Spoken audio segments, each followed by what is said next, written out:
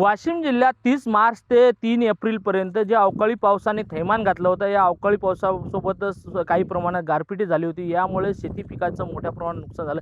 वाशिम जिल्ह्यात जर बघितलं तर आतापर्यंत जवळपास या दिवसात 729 हेक्टरपर्यंत शेती पिकाचं नुकसान झालं आहे. जवळपास या ठिकाणी उन्हाळी पिकं असो या रब्बीतील काही पिके असो याचं मोठ्या प्रमाणात नुकसान झालं आहे. सध्या परिस्थिती जर बघितलं याच्यात भाजीपाला तसेच रब्बीमधले जर बघितलं तर गहू, हरभरा, त्यासोबतच आताचे जे उन्हाळी पिकं म्हटलं तर भुईमूग या आणि जर कांदा बिजवाई या पिकाचं मोठ्या प्रमाणात नुकसान झालं. तसं हळदीचंही मोठ्या प्रमाणात नुकसान झालं होतं. जिल्ह्यातील जर बघितलं तर आकडेवारी ही 729 हेक्टरपर्यंत ही अहवाल आयुक्ताकडे देण्यात आला आहे विभागीय.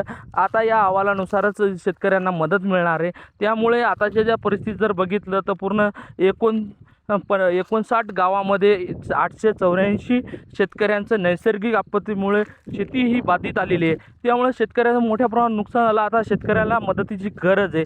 सध्या जर बघितलं तर जिल्हा प्रशासनाच्या वतीने जर हे पूर्णतः हे जे अहवाल आहे नुकसानीचा, हा पूर्ण अहवाल आता विभागीय आयुक्ताकडे पाठवण्यात आला आहे. मात्र याच्यातून आता नेमकं शेतकऱ्यांना मदत कधी मिळणार हे आपल्याला बघावं लागणार आहे. कॅमेरामॅन सचिन राणेसह विठ्ठल देशमुख, TV9 मराठी, वाशिम.